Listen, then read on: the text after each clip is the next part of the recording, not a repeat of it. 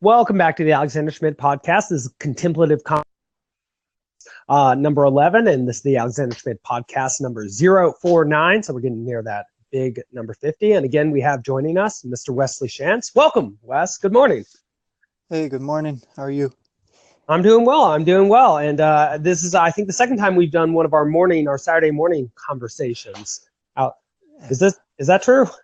Yeah, that sounds about right. At least once before. Yeah, at least once before. And it's funny because I was recently listening to the clinical psychologist I know we both favor, Dr. Jordan B. Peterson. He was talking about his own daily schedule.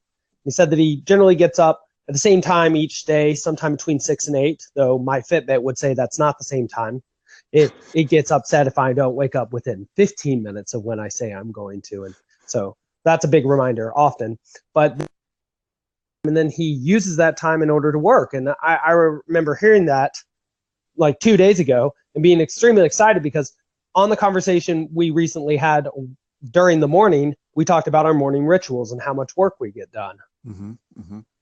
And in fact, one of the reasons that we might not have spoken today was out of concern for each other's morning time as well, that as if reading or writing or producing content within our minds or within the world were the most important thing we could possibly do with our morning hours in order to set ourselves up, to set our days up and thus our lives up in the best possible way.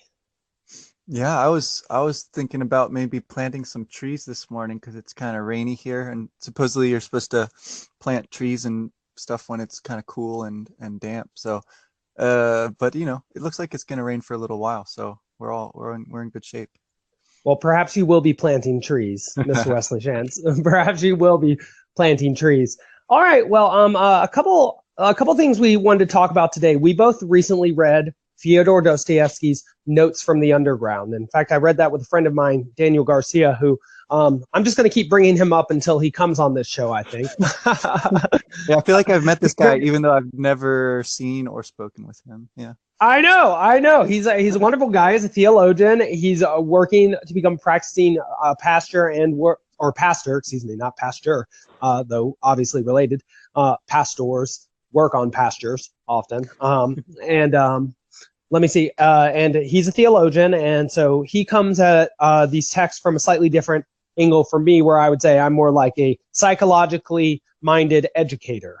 Not really an official thing because I don't have an official degree from my perspective, because it's unique. And but I asked if you would like to read Dostoevsky too, and part of the reason I think that we're reading Dostoevsky is, for one, he's one of the great geniuses that's ever existed. For two, we have a concern for great books and for understanding what makes the greats great from our time at St. John's. And I would say that is a slight difference in our approach to literary criticism from, say, a conventional scholarly approach, rather than questioning why these individuals are considered, or rather than considering why they are put on lists that call them great, and then sort of saying, no, there should be other people who are called great. We seem to be starting with the people who are traditionally called great in order to understand what greatness is, so that we can then weigh in on that. Yeah, it's a sort of, I think it's like the difference between an heuristic approach to discussion versus a philosophical approach to discussion. Either you can sort of see the person you're talking to as your opponent and you're trying to tear down their arguments all the time, or you can look at them as someone who has something that they are trying to express and trying to understand what that is, and then sort of assessing it from there. Right. I mean, it strikes me that what we're trying to do is essentially the same thing that the former Egyptians were trying to do. We are trying together to build some pyramids. I mean, it's easy to let them fall into disrepair and ruin. Much more difficult and time consuming and energy consuming and effort consuming to build something. And perhaps the scope of what it is we're building will add value to it if as it comes to be. As the trees we plant start to grow, perhaps they will show themselves for what they are. Yeah. But speaking of things that just won't grow, or speaking of the opposite of that which is healthy, that which is poisonous, which seems to be part of what Notes from the Underground seeks to teach us, is that this character, this underground man, he seems utterly poisonous He seems to live within his own delusions, to create his own false situations where he denies his own feeling and emotion and imposes or despotically, in a tyrannical way, will obviate or subvert, was a word you used in conversation privately, subvert his own, not only his own aims, but his own right to feel a certain way. It's as if because of a distinction he makes early on, I'm sorry, just to jump into it like this, is between the sort of active man, which he calls the stupid man who just does his job and seems to be perfectly happy about it. Whereas Dostoevsky himself, I imagine, being the underground man to some extent, or the underground man being some version of Dostoevsky, is the more learned man, the one who is capable of abstraction of thinking. But precisely because of his ability to abstract and think, he can isolate himself from his own emotions and from society at large. And in fact, he says that he, like a worm, wants to crawl into his home, and he can't have boarders there. He can't have roommates there because they'll see him for what he is. And in fact, when he's met by Liza, a name that will later be used in The Brothers Karamazov for a love interest, that also doesn't seem to work out super well. He can't abide her presence there. It breaks the fantasy that he has. And well, at least at the end of the text for Notes from the Underground, it seems to be the idea that Dostoevsky, very similar to what Tolstoy says in his diaries, is that because he has had the leisure to do more learning and is not sort of oppressed by environmental considerations or economic circumstances into brutal labor constantly, that it has done him no good. This idleness, this ability to think has made him deracinated, rootless. He's like floating above the air, and in floating, it's as if he's become not an angel but a demon. Yeah. So it's really it's funny then that he's the underground man, right? He's he's not so much rooted as entombed or something like that there. Yes, entombed, I think, is perfectly good way to put it. Entombed as in isolated, as in iced off from others, like Lucifer in Dante's Inferno. It is his own. And so Lucifer in Dante's Inferno, not to ruin it for anybody, is encased within ice, which is a mixture of his tears, which have frozen due to his impotent beating of his wings, which keep him in his own space, which are mixed with the blood of the sinners whose betrayal he cannot comprehend or digest. And so he simply ruminates or masticates on them all day, chews on them without ever figuring it out. And that strikes me as exactly what this underground man does. He ruminates, he thinks about that which he cannot understand, which happens often to be his own situation within the world and why people do not recognize him as the great person he is. Constantly brings up that read books but can't live life. And well, that hits home for certainly me, perhaps also for you, and certainly for Dostoevsky as well, suggesting that you can't just read the books, which, well, that we could also remind many of our fellow St. John's graduates of that too. Yeah. If they do still read, that is. And well, and so carve out the time. Yeah. That's true. Very much true. Like exercise, like all good things, take time. You need to carve out consciously. Right. And like a good morning conversation like this. And I do have a nice cup of coffee next to me. I hope you have some delightful tea or something like that. I recall you were not a coffee drinker. Yeah. I these days, it's grown on me. I mostly like the smell of it, honestly, but yeah. Yes. Good. Well, good. And so back to the Lucifer reference, it is Lucifer's own crying. Mm-hmm. Well, and this is a bit speculative. I imagine that what he's crying about is the nobility of himself and the injustice of his fall, and he cannot understand why he was betrayed by God. That's to apply slightly Miltonian reading of Dante, I would say there, that the injustice that is making Lucifer cry is the injustice of the supreme being, him, being cast down into hell, and that he just can't comprehend. He just can't comprehend that. And what's incredible is that it is precisely that which Dante has to comprehend in order to get out of hell, suggesting that what is the one thing that a human can do that a celestial being could not? Recognize the evil within ourselves.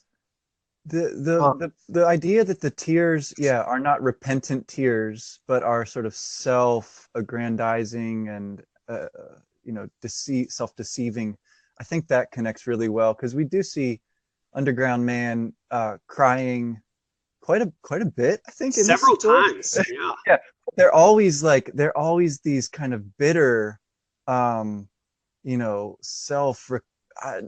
repentant, or not really feeling with somebody else, or any of those kinds of good tears that you might imagine. They're indulgent. Exactly. They're sentimental. They're self-hating, self-loathing. And he has the opportunity over and over again. He's given the opportunity to make it right, to try to open up to somebody or do the right thing, and he and he undercuts himself every step of the way. I would agree that the story with Liza is probably the strongest example of that. It comes in part 2, but yeah. Right, and it's interesting because just like Satan in Paradise, or not Paradise Lost, excuse me, in the Inferno. Sorry, I'm thinking about Paradise Lost because I'm teaching it right now. In the Inferno, Satan has done exactly what he wants. If you think about it, he's turned himself into a statue to his own virtue. Except for, the thing is, there's a major contrast between what is seen within, what he sees, because he, of course, thinks he's God, and what we see, which is a pathetic, bleeding, frozen, impotent mess.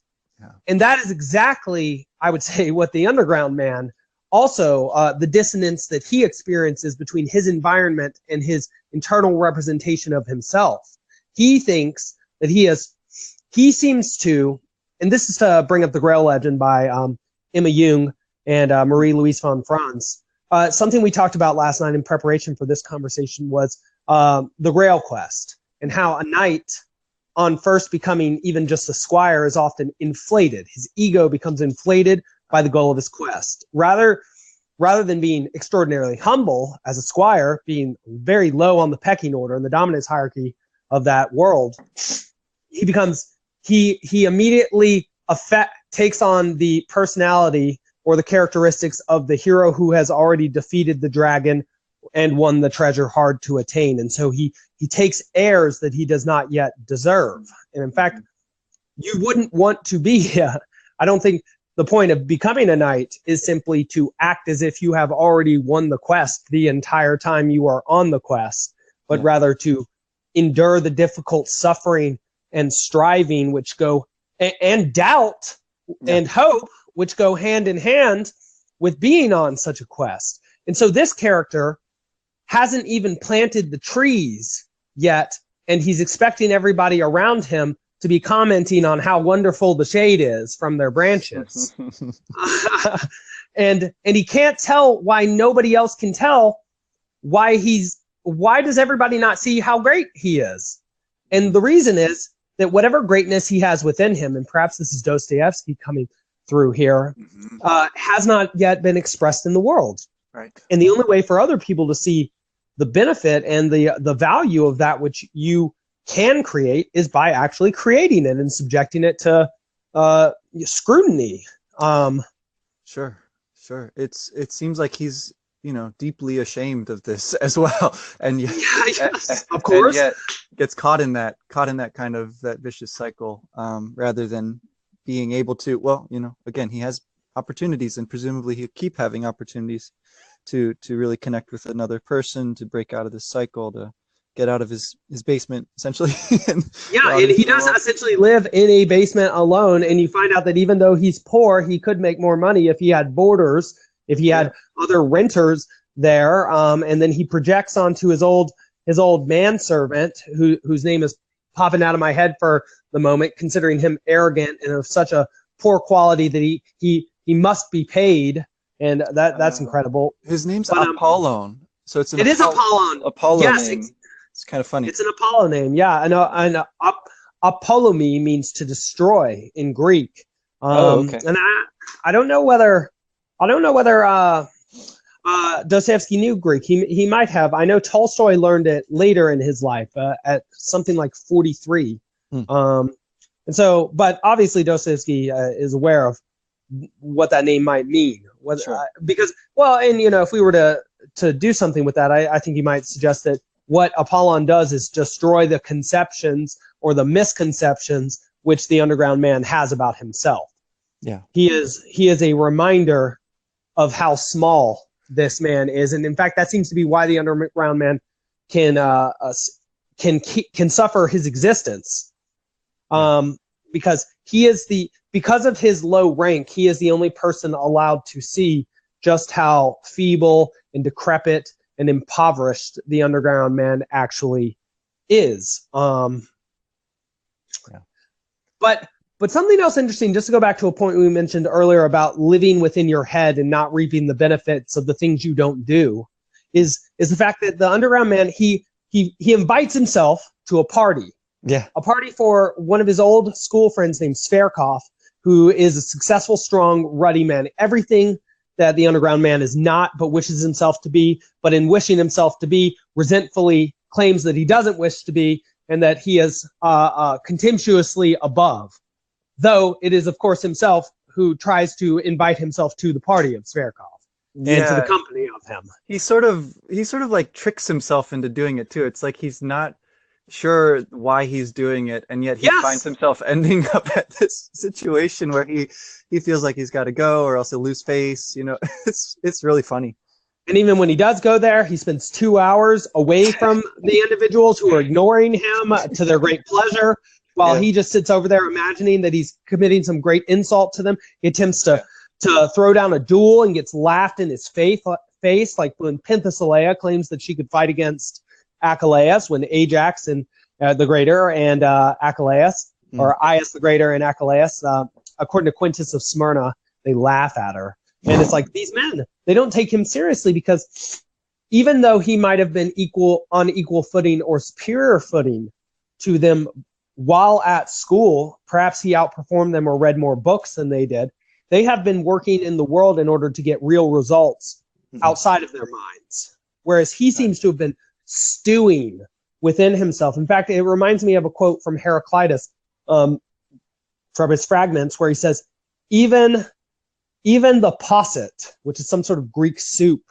grows stale if you don't turn it.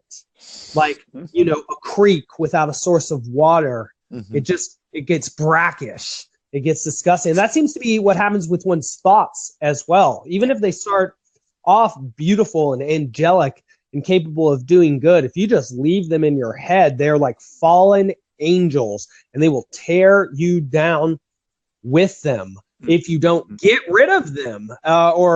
It's sort of like thoughts are to a man or a woman what a baby is to a woman in terms of pregnancy. Yeah. Once it's time for the baby to be had, you got to have the baby, or all of a sudden it's like a cancer inside of you. It does not belong there anymore. You're going to die. It's going to die. It's going to take you down with it.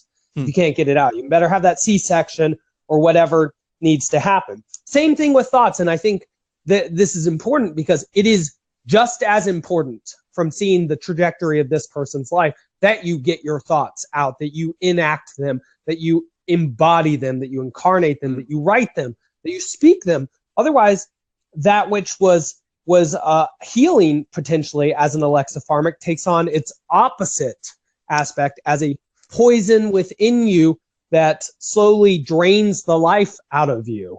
Yeah. Alexipharmac. I had to look it up. Having the quality or nature of an antidote to poison. Is that accurate? Okay. Yes. But the antidote is potentially just as dangerous as the poison, is what you're saying.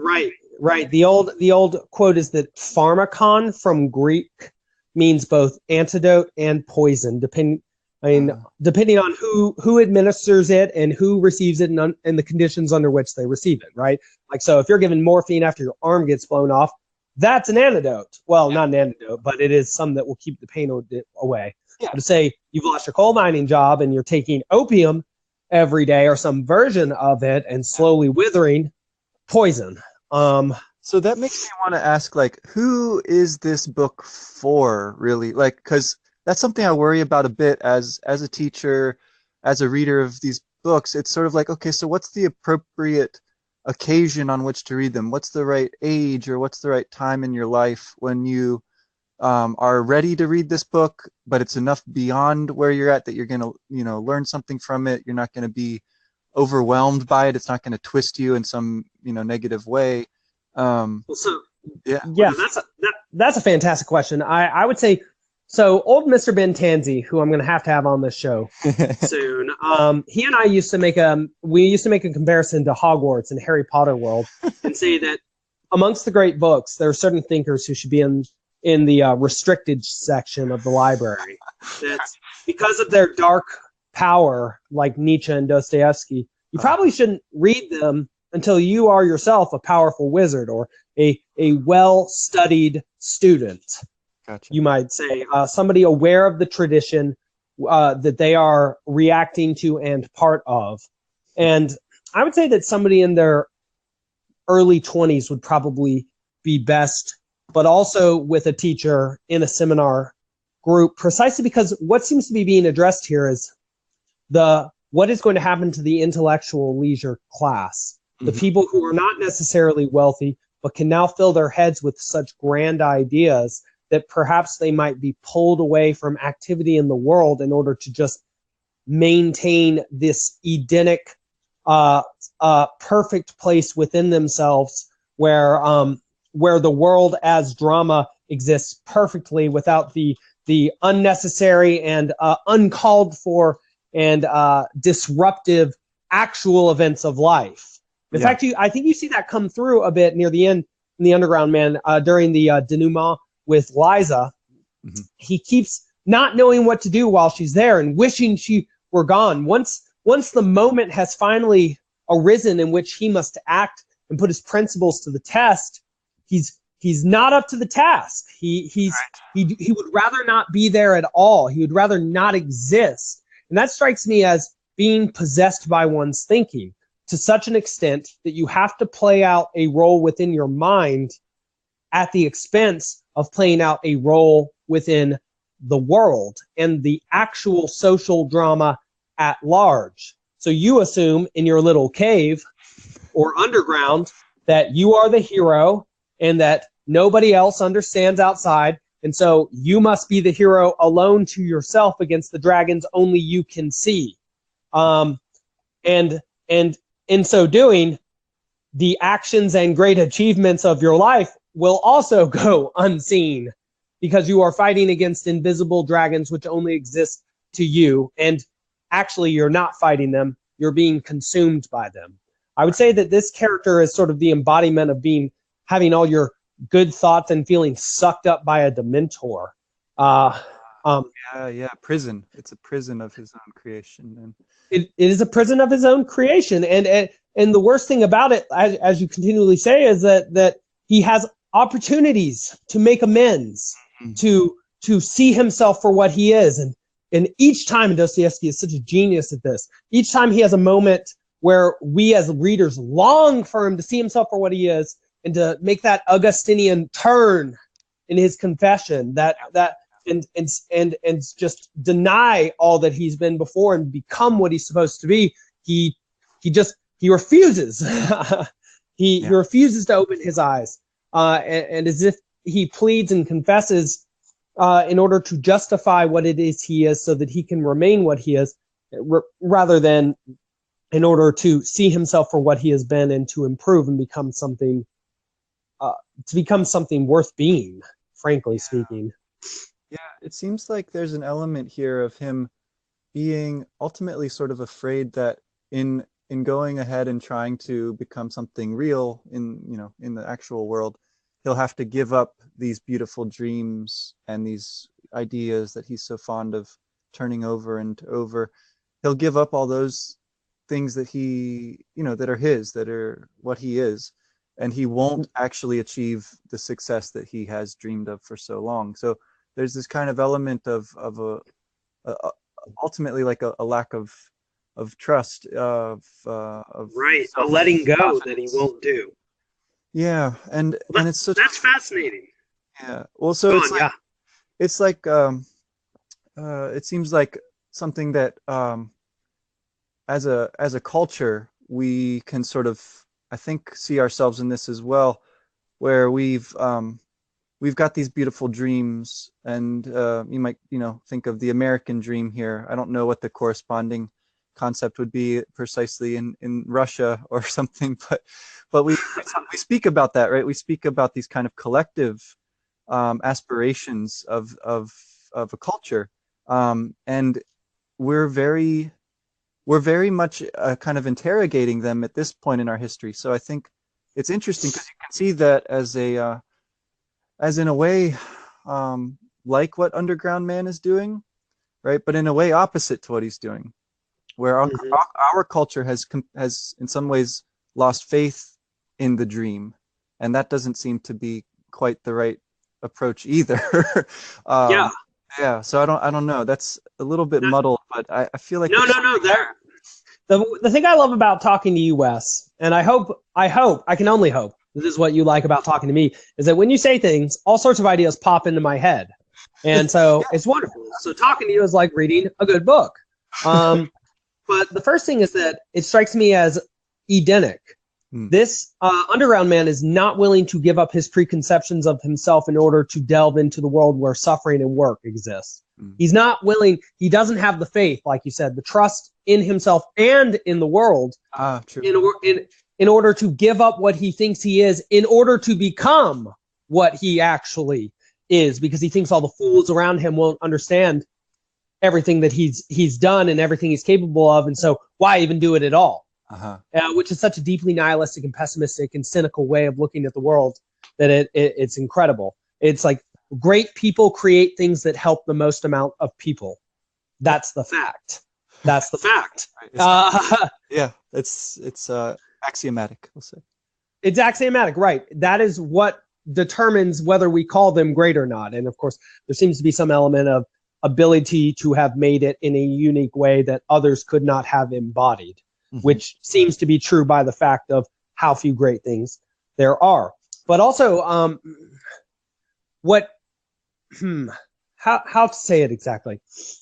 It seems that he is unwilling to leave his Edenic state of naivete, where he assumes in the presence of God, which is what Eden is there, and therefore his thoughts, that he, if he leaves there, the world will somehow tarnish his ideas. It's essentially a childish Peter Pan perspective that he's unwilling to grow up to leave Neverland. And that makes me want to connect that to, you said, the Russian situation then, as opposed to, say, our situation. So I'm not a great 19th century Russian scholar, but I do have some insight into what their situation was. Okay. Their elite were speaking French and were quickly being civilized during a major revolutionary period. In fact, in the early 20th century, they would actually go through a revolution and get rid of effectively their medieval czarist system and impose, the Soviet system.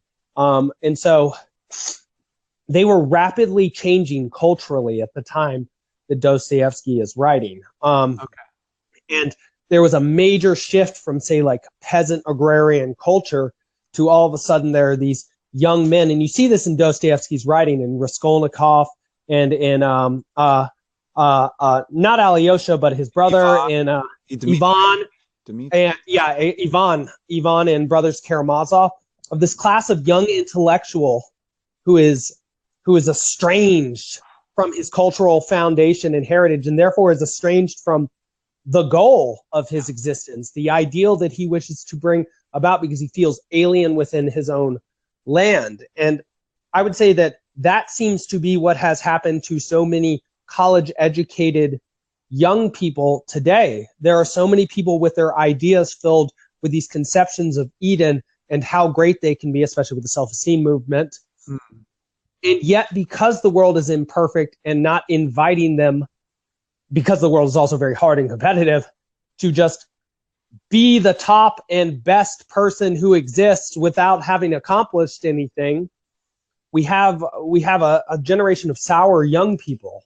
Effectively, it's like we have so much chaff and no wheat, precisely not because of natural proclivities, but because of lack of conscious willingness to suffer what it takes to produce something good in the world. And the excuse is because we don't know what it is we should create. But I think the answer should be just start making good things rather than criticizing all the things which do currently exist. Yeah. It's a bit. Yeah, go ahead. No, go on. Sorry. Oh, no, it's a bit like his approach to Lisa and her offer of her love. Yeah, her actual like interest in him, where even though he's so flawed, when he admitted himself to her, so he actually does admit himself to her, all his intentions, exactly why he spoke to her and belittled her in such a crushing and terrible way. And even after saying all of that, she comes over to hug him and accepts him. And I know you have a fiance, and I've had girlfriends in the past. I've had a very similar moment in my time, and with that moment, luckily, because many moments that this man has had, I've also had that are totally unrepentant and terrible, and I've had to really chew on that. It's like in that moment, you can just see what the power of affection and love for humans have for each other is, because it is precisely in him admitting how terrible he is that a moment of transformation takes place. Yeah. It's a moment of perspective, of actual observation. It's like the difference between Jesus and Lucifer. Lucifer, wanting to be the best, does all the worst things, but it is the recognition of one's own finitude, the sort of consciousness that comes about from the God-man, you might say, the consciousness of one's own finitude, of one's own sin, that makes one transcend it for a moment. And makes one truly lovable. That's it's so the moment in Crime and Punishment, when you see this recapitulated between Raskolnikov and Sonia in that book. He is in her room rather than she being in his, like you see here with Underground Man. But anyway, they're in this little room, and she's reading the story of Lazarus. And so you have the same kind of moment, right? You have a similar couple of characters, one this very intelligent but very bitter young man, and then the woman who's of good heart and wounded and suffering, and they come together, and you have the same kind of moment. And in that story, of course, the outcome is a bit different, right? Raskolnikov is still able to sort of grab onto that branch that's offered to him, whereas in this story, I mean, I guess the point of this story, Notes from Underground, is that he doesn't, he fails to. He can't let himself see himself as flawed enough to need that kind of help. That's right. And the problem with that is that in making that recognition and then accepting connection to another person based on the fact that one is imperfect, then one sacrifices one's former idea of oneself in order to be what one actually is and to become what you can be. One sort of lets the dead bury the dead, or one restores or replaces the old blind king with perspective, something that can see now. And so or what I would say, I think the thesis of the Underground Man is that it's not so much a portrayal of a person, so much as the life of an idea, and the worst possible idea, the life of malevolence or malice or the devil, and how it can exist through a person and possess a person. And if you were to say, that sounds crazy, Alex, I would say, well, Dostoevsky does actually have a work called The Devils, which is also called The Possessed. And excuse me, still getting over a cold. And the morning is said to be the worst time, which does not accord well with our productive mornings. And so I think that the reason why this particular character never ever repents is because precisely the point of this text is to portray what the devil is embodied in a young man. Yeah. Well, the book opens, I mean, I am a sick man. I am a wicked man. Yes. What is the sickness? What is the wickedness? And, where do those adjectives come from? Well, they come from the thoughts which plague us, which possess us, which keep us from life, which suck the life out of us precisely through sucking the time and energy we would devote to endeavors that might improve things around us or have some or bear some actual fruit. Instead, it keeps us solitary, alone, unmoving, feeding on our own imaginations about what the world should be in a solipsistic manner, rather than actually substantially eating some substantial food by acting within the world and seeing what we're actually truly made of. I guess, okay, the other side of this seems to be what he has rejected or something like that, or the way you're speaking about it here. It's like you brought up Augustine and the Confessions, and like I said in Crime and Punishment, the emblem for this seems to be the gospel stories, right? And so is that, I guess I'm curious how much that is literally the case. Like, to get out of this kind of situation, you literally have to convert to some kind of religion, or is that more metaphorically the case that, insofar as you've got this devil which is gnawing at you, you need to make some kind of break with those ideas, and you can do this through poetry, or you can do this through some other music, some other thing besides religion. Yes. I'm curious how much it has to be a kind of religious conversion, how much it could be, I don't know, some other sort of transformation of this. All right. Well, that's perfect. I can answer. I would say that it operates on both levels, and I can answer both of them. And so I'm probably going to lose my train of thought trying to go after this. So please be ready to remind me when I do, when I go out on one of these long branches. But to address the latter first, I would say yes. Insofar as continuing the metaphor we started earlier, where we suggested that which is a thought, which is an angel at first in your head and not being embodied or enacted in the appropriate way at the appropriate time, becomes a devil and drags you down with it insofar as you don't express it.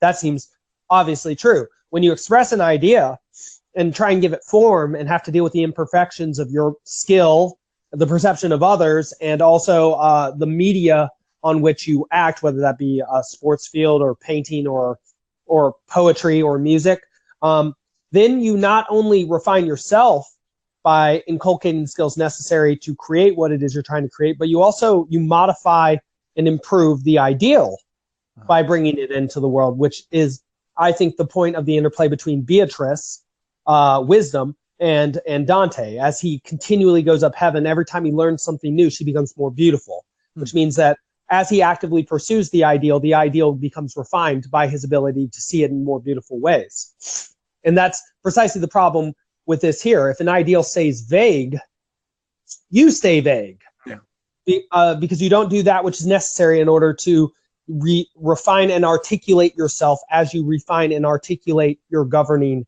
idea. Now, to your former point, to your original point about, do you have to have a callback to traditional religion? Not necessarily, but I do think that is what is at play here for Dostoevsky and the Underground Man, because of the rational enlightenment that has so quickly overtaken Russian culture at that moment. They are deracinated. They are pulled away from their traditional roots, which are grounded in Greek or in Russian Orthodox Christian values. And so those values, which have been developed and transmitted over, well, Peterson suggests 150,000 years in, more or less, it's very hard to just replace them. And in fact, we can see that coming through in the works of Nietzsche and Dostoevsky. It's like, okay, we're all rational and enlightened. Now what do we do? And,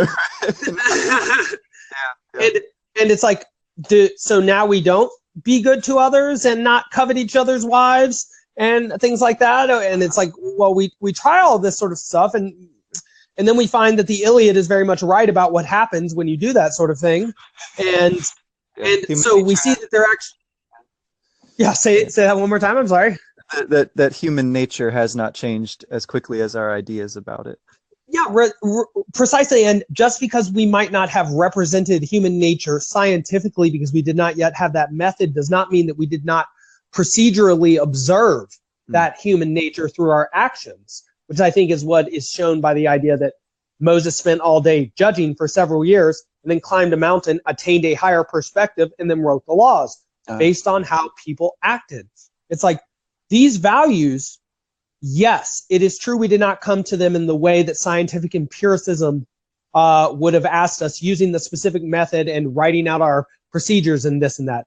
But actually we kind of did, just in a more sort of naive or primitive way, through our poetry and art and literature and song. We're constantly telling each other what it is we've observed.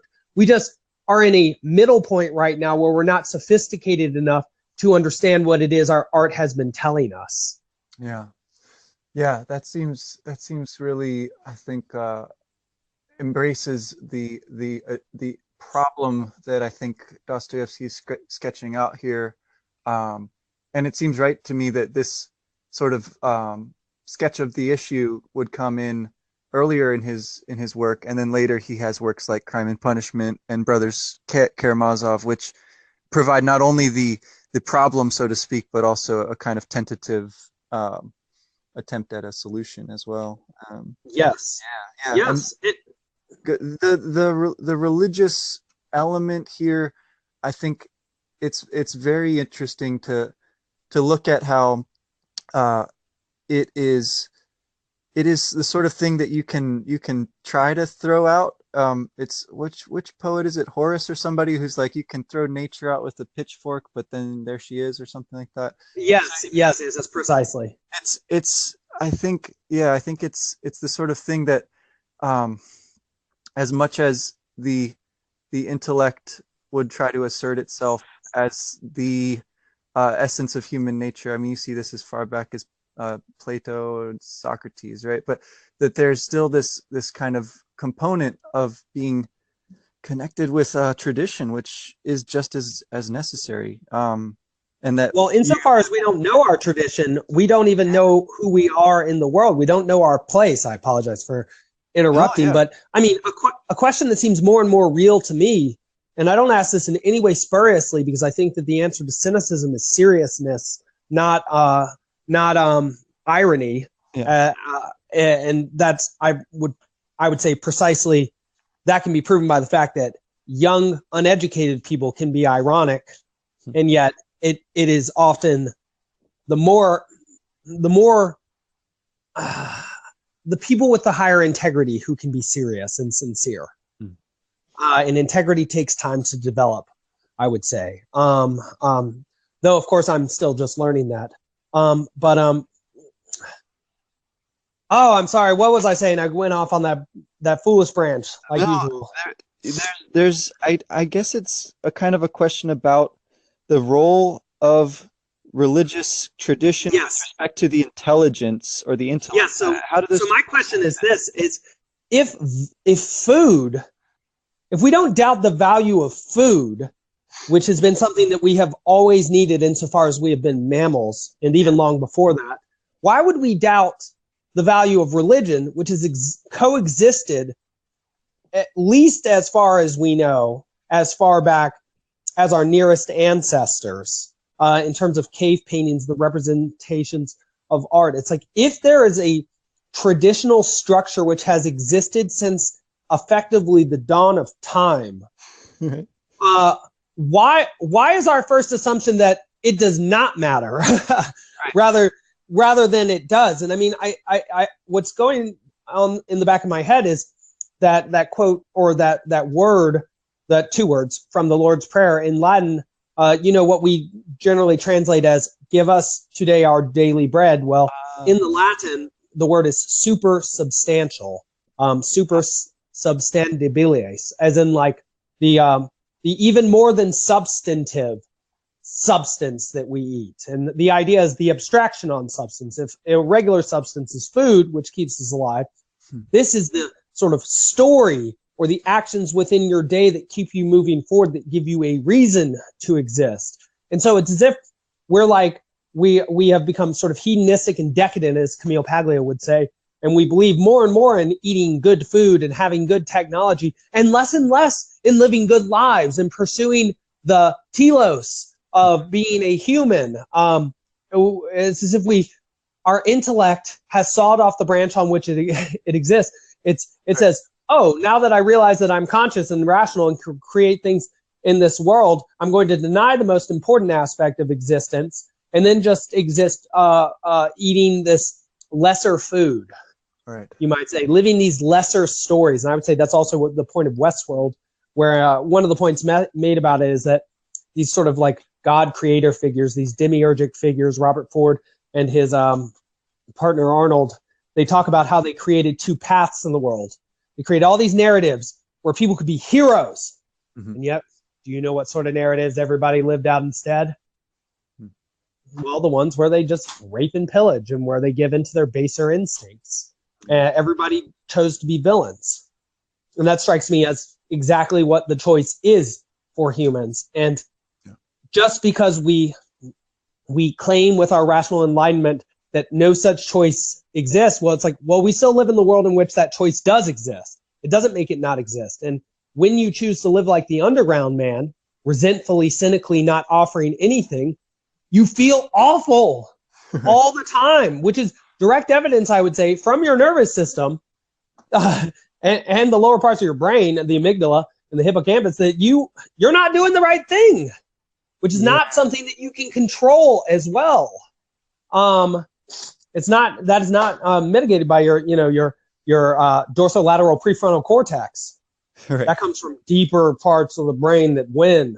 So Elkanan Goldberg and Peterson and Jaak Paintsap. So in denying that we are connected to some tradition, in denying that religion has some sort of food that it has to offer to us, it seems as if we are denying to ourselves the better path of life. Yeah, and it seems to be out of pride, right? Intellectual pride, or just sort of self-aggrandizing. Right. It's because we figured out something was not stated in the best possible way. We then suggest that it doesn't exist. It has no hold on us. Everything is permitted, as Ivan would say. That's right, and that's something that I'm actually talking about with my high school sophomores right now. As we talk about Milton in the context of the scientific revolution, I say, well, students, you got to understand that once Copernicus overturns Ptolemy and Galileo comes around with his telescope, you got to understand that how even the universe was conceptualized changed. We are all bothered by the fact in our generation that Pluto is no longer a planet. Yeah. Imagine figuring out that the Earth is not the center of the universe, right, but actually just a little planet that goes around this little star, and there are a bunch of other ones that exist. It's like that. Well, that of course people became cynical immediately based on that, or as the fall out of that. But the problem is, it's like, okay, when you figure out how you looked at the world was wrong, what is your immediate inclination? Well, here's the worst thought you can jump to. Because I was wrong, there's no such thing as right, and therefore I'm not going to pursue a more correct solution to the problem. And it's like, no, wrong. If you don't have the answer to how things are and why you should exist, you don't sit there and just cynically assume you're right, that nothing is right. Yeah. You have to go search. You have to be the exploratory hero. You have to figure it out. That actually gives you something to do with your time. It can make your life meaningful. And in fact, you can do one of the greatest things for other people. You can search with them and therefore give them meaning. And what if you find something? What if you find something that is a better statement of why we should live and how we should live and where we exist in the universe? I mean, it's sort of like a positive version of Pascal's wager. It's like, right. It's like, and also of William James's pragmatic statement that if one side of an army believes that it fights on the side of justice and another army does not, well, the army that believes it has justice on its side will win. And he may have been thinking about the Achaeans versus Trojans there. And it seems if something has practical positive benefits, what is more real than that? Yeah. That seems to be what doctors understand. Yeah. I think that's sort of getting back to the sense of having some kind of overarching narrative for your sort of intellectual framework about the way the world is, that there has to be a slightly more all-encompassing mythological or religious or whatever you want to say traditional framework within which you sort of can be an individual. And well, you don't want to be the god. And so I think this comes out at the end of Notes from the Underground. You don't want to be the god that subjugates all. In fact, that's something that the Underground Man explicitly mentions. Once he had subjugated Liza, he didn't know what to do. It's like, yes, if you subjugate everybody around you like a super tyrant like the devil, then what do you do with yourself? What does the devil do down in hell? Well, he cries constantly, probably about how none down there can see him for all the glory he has, and about being surrounded by such terrible kinsfolk who can't appreciate him.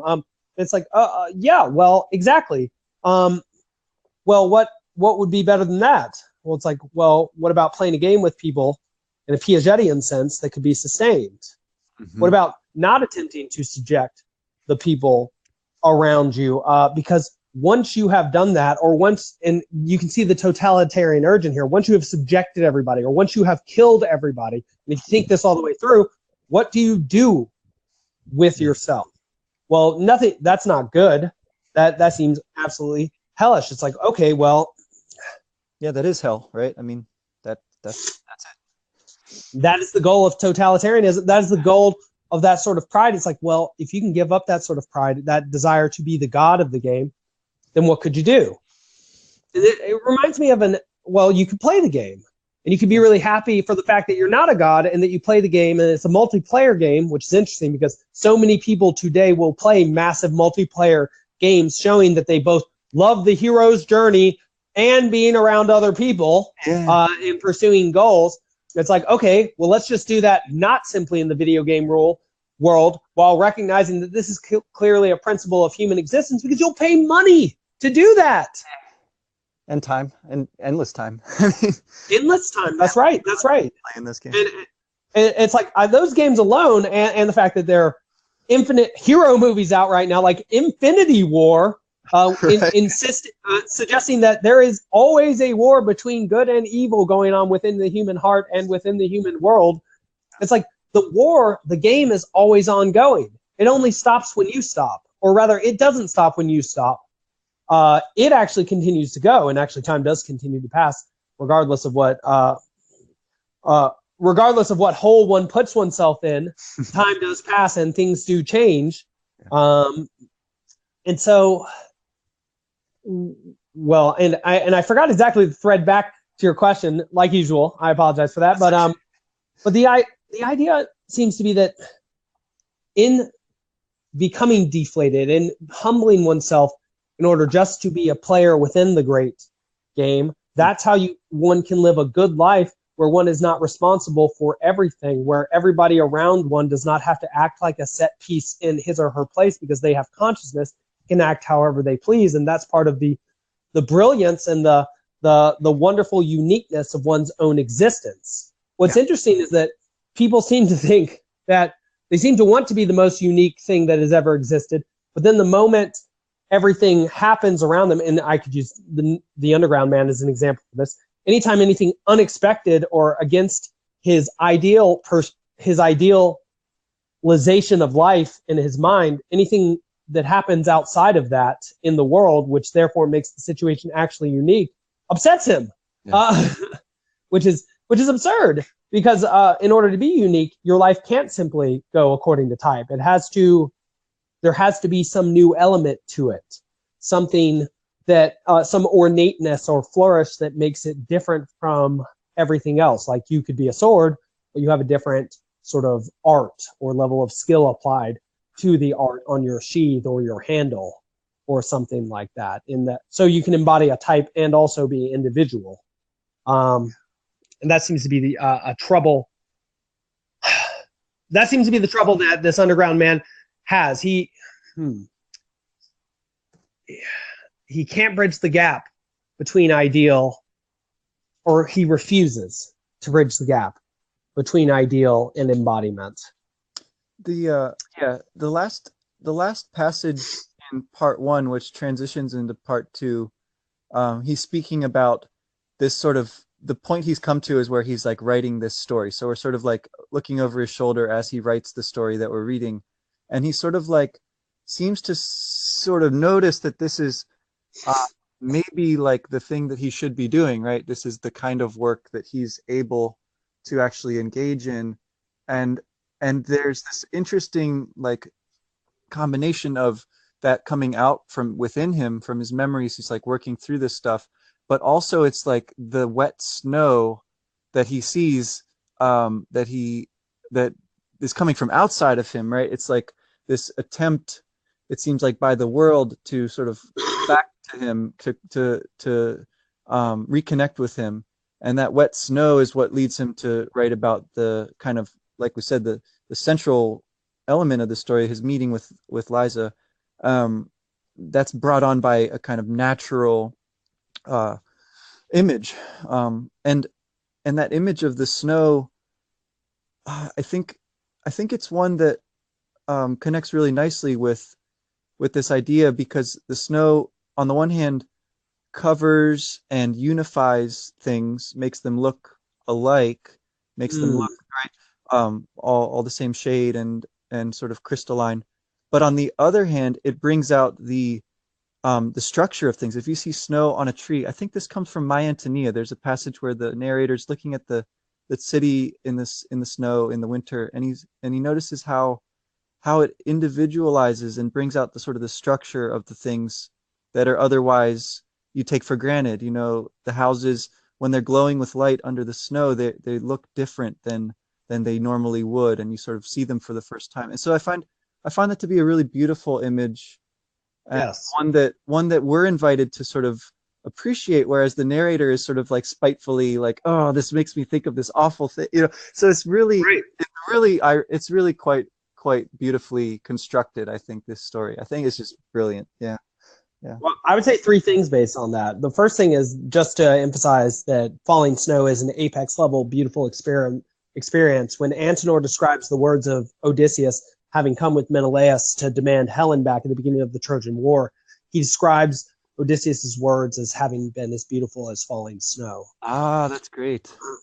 The second thing I would say is that also you have the capacity within falling snow, and I'm thinking here of a very similar thing said by Roy Beatty, the replicant who dies at the end of Blade Runner, when he says, all these memories I have, they will fade just as tears into the rain. Well, when snow has fallen, you can leave your imprint in the snow, but also it will eventually disappear over time, but it might offer someone help close in time to you, which is far more important, I would say, and perhaps meaningfully say, than offering help to everybody at all times, right. Which seems to be what keeps people from doing things. Well, what's it going to matter in 10,000 years? It's like, well, that's not how you live your life. That is an inappropriate level of analysis. But I would also add this, and this is something I've been thinking about quite a bit, about just the experience of reading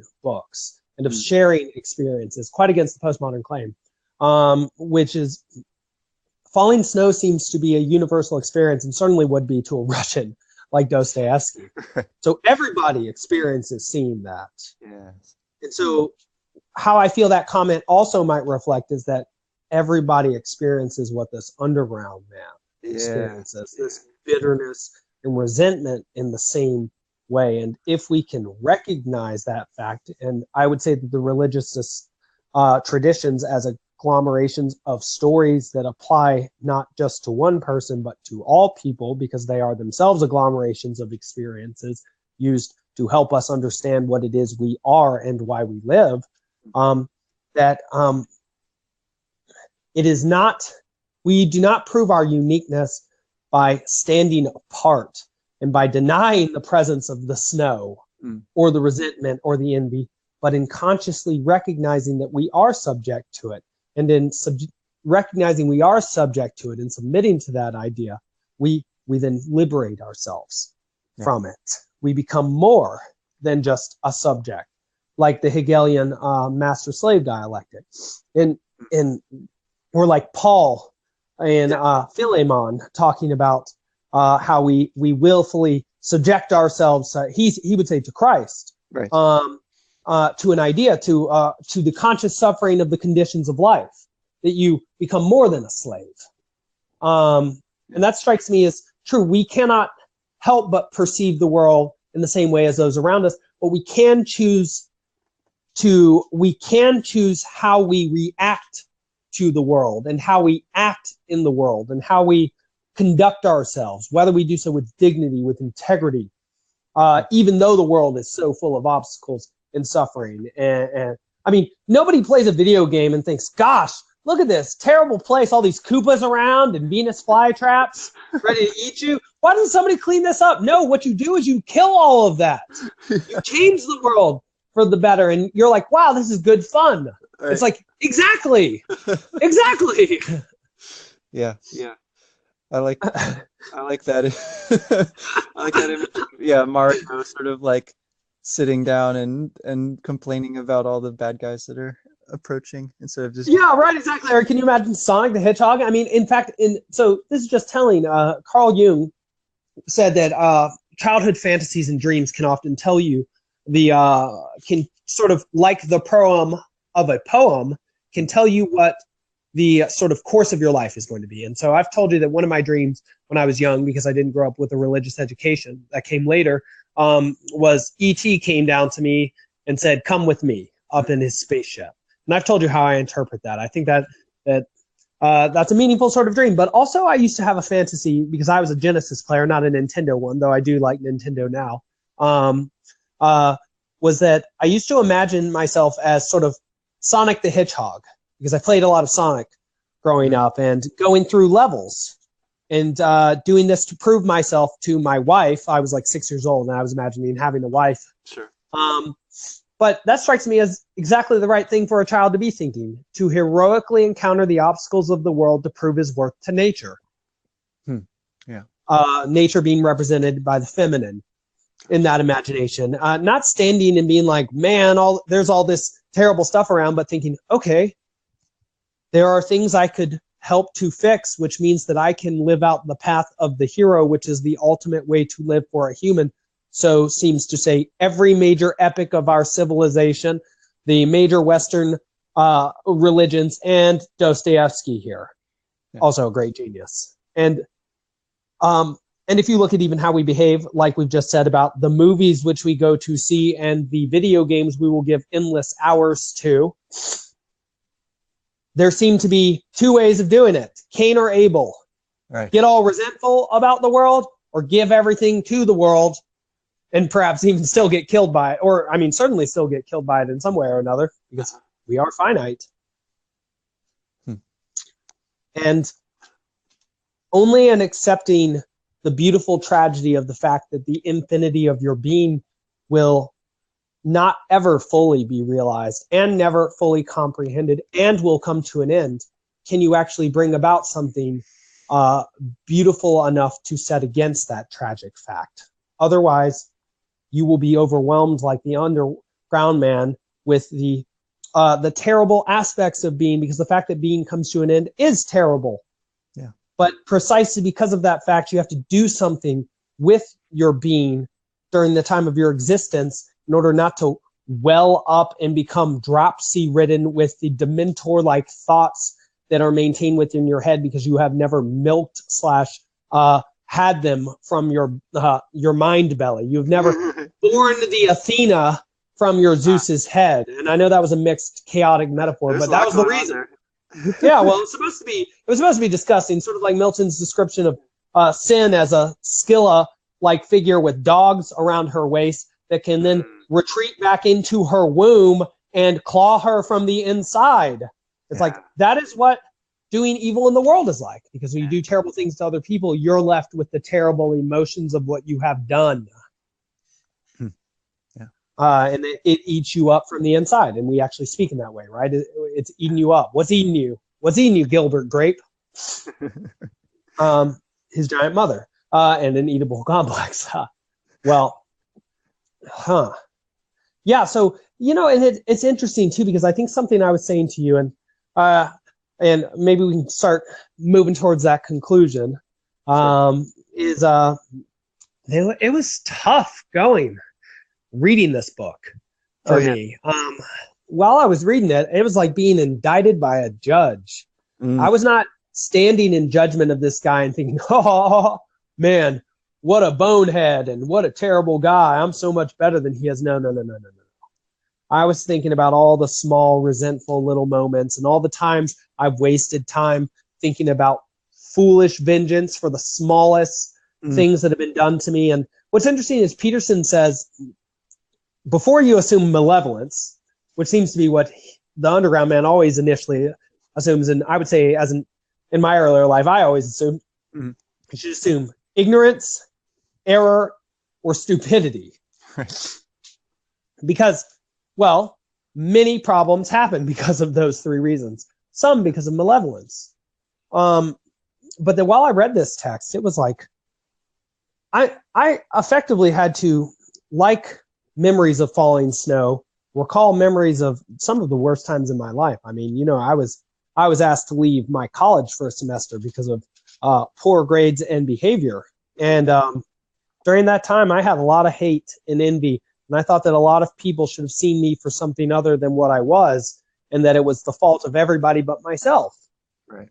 And that wasn't, and in reading this, it's just showing me how ugly that perspective was, how wrong I was, how poisonous I was becoming. And the fact that I lost many friends at that time seems to me completely obvious, because who would want to be the friend to somebody overcome by a devil like that? Right. And who's therefore projecting all of that vitriol onto the world rather than trying to sift it out of oneself. And I would say that is in large part something that I continue to try and do with you in these conversations, that this is not only an attempt to express literature, but to sort myself out. Absolutely. I feel the same. I mean, I think that is another good argument for withholding this kind of literature. Not that it's dangerous per se, but that you need a certain amount of experience in the world before it's going to really connect with you, and that you'll be able to see it as something lived out and not sort of just theoretical, Right. We're no longer just staring at the images on the wall. We're looking at the light, which means we are looking within to our own experiences of what we have done with that. We are not just looking at others by looking at these pieces of literature and movies and judging them as good or bad. No. We're seeing what's good and bad in them, and therefore seeing what's good and bad in us, ideally so that we can do more good things and be better at doing good things, and better also at not doing bad things, or at least limiting them to whatever extent we can, because we're conscious of the fact that we can be so wretchedly envious and vengeful and wasteful of our time and cruel to those around us in the most malevolent fashion, the most unheroic possible fashion. I mean, at that time, rather than playing the Mario game and destroying Koopa and all that, the level would have been me in a dungeon, possibly next to Princess Peach, just saying cruel things occasionally. Which, just imagine how terrible a game that would be. Yeah. You notice that. And then imagine that that's your life. Nintendo hasn't made that game. They haven't bothered to go that route. At least it's not to that point yet. Right? Yes. Very good. Very good. It's because even if we exist in a time when we doubt the existence of a central narrative and nature that seems to run through all humans clearly, that when we seek for escape through video games, we don't seek to get further we don't seek to get further entrapped in, though that's kind of an interesting idea. I recall you and Stephanie Bell talking about the difference between open worlds and non-open worlds. Now, I guess I guess actually we do provide ourselves with that opportunity through like Grand Theft Auto and Elder Scrolls Morrowind. Though I will say that even in those games, I felt bad when I did bad. Right, and if somebody in the game called me to account for that, at least in Elder Scrolls Morrowind, I would generally kill them for that fact, so that I didn't have to hear their chastising anymore. I was Cain embodied even in the game. Yeah. Well, you have a lot of self, like awareness, self-reflective, ness about you. So, yeah, I think that bodes well. Well, just I think what I've been seeing from Milton has this invocation to light in the beginning of Book 3 of Paradise Lost. It's the most famous bit of poetry in all his works. It's 55 lines 1 to 55. And essentially what he says is that he's given up the light of his eyes, like Tiresias, Phineas, Thamyras, and Maimonides, Homer, in order to become a prophet like they are. And so the idea is the greater amount you consciously choose to suffer, the greater a product you can produce in the world. And, well, that would therefore mean that if I had any level of self-consciousness, it would have come from tremendous amounts of errors and suffering and learning from them. And so I would say that is whatever consciousness I do have is born from suffering, just as the Buddhists say. It's like, and not just the suffering of, say, like having a hard life or something. And, many people have hard lives. You can't compare, even though we are isomorphic. But the true suffering comes from recognizing the evil things I have done and thought in my time. And when I say evil, I don't mean things like murder, but I do mean things like terrible envy I felt at friends who have done well because they deserve to, or a desire for vengeance against an institution for expelling me because I did all the things necessary to be expelled. Ridiculous moments where I too had the opportunity to turn and see myself for what I was and to learn a lesson. And well, eventually I think in many of these I think what these texts like Dostoevsky allow me to do is to return to those moments and to see them for what they were now with a more mature perspective, so that I can perhaps prevent myself from acting so anti-heroically in the future in similar instances, and potentially and hopefully even convey that sort of perspective to my students, and hopefully share that perspective with other very deeply conscious individuals like you. Right on. Well, yeah, it's always a pleasure. Always a pleasure. Always a pleasure for me too, Mr. Wes Schantz. And actually something interesting about doing these conversations, and I know we keep winding down and then winding right back up. It's like we are the underground man in some ways, is that one thing I got to say to our friend, Mr. Daniel Babcock, is that through these conversations, it's wonderful because it's providing us, well, I feel like it gives us an opportunity to not only sort ourselves out a bit, but to deepen our relationship. It gives us a consistent time to sort of sit and talk to each other over something, I would say manifold things that we mutually love, in order to explore ourselves in an open way. Yeah. And subject ourselves to not only each other's scrutiny, but any fans' scrutiny or any of our friends who listens scrutiny. Yeah. We're exposing ourselves. Yeah, I would love to hear from Ben Tanzi and Daniel Babcock and all those guys, and Sarah Miller for that matter. I know she was on one of your earlier shows. Hopefully she still listens. Yes, we're gonna have her back on soon, and maybe we can do a big sort of not battle royale, because that's the wrong tone, like you were saying, not an heuristic sort of conversation, but a seminar royale. Yeah. If we can manage that on this platform. I know that Anchor allows for up to 10 people to speak. Whoa, that would be crazy. That would be crazy. That would be crazy. We might need to work up to that, but yeah, I really want to hear from them too, and I would like to have their thoughts on this program. And I always consider it so brave when anybody comes on air, even if a lot of people aren't listening at this point, or never at some point. The possibility that somebody is. Yeah. It does add, there is an extra element of vulnerability in speaking publicly. And I think that with some of our friends, perhaps they are a little bit afraid and then upset that they're afraid and think they shouldn't be afraid because it doesn't actually matter. And I would say, no, that's not the right way to think about it. The right way to think about it is you're publicly speaking. Of course, you're going to be have a little trepidation about that. You're actually very brave for doing it. Right on. Because you're brave for doing anything new in the world. And, just think about it. How many, if you were asked to dance in front of a wedding party, even of strangers right now, would you be comfortable? Yeah. There's a kind of good tension to that, I think, which is important not to lose sight of. Yeah. We sort of always speak of stress as something negative, but there's a kind of creative tension, which is absolutely worth struggling with a little bit to create something, to do something. That's right. Stress seems to only be negative if it is the end point. Yeah. I think stress is the necessary pain of mental childbirth. Yeah. Yes. You got to come up with a creative solution. You're actually digging in. You're actually trying to figure something out. And so, it's like with a good workout too. It's like you don't stay in a state of pleasant happiness in order to get transformation during a workout. You grind. You push your will to its utter limit, and you find yourself in a pretty sorry state at the end of the workout, and then boom, you get stronger. That's right. Totally. And so hopefully that's what we are doing here, and hopefully that's what we can help other people to do, to pursue their dreams and to bring their angelic thoughts out into the world and not to themselves become possessed by cynical, skeptical, meaningless and nihilistic sort of demons. Yeah. Hear, hear. Hear. And so, well, Mr. Wesley Schantz,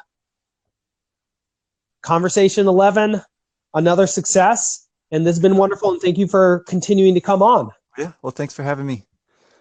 And I can't wait. I guess. So, just one last thing, one last plug. Are you coming out with a new episode of your podcast tomorrow, Bookworm Games?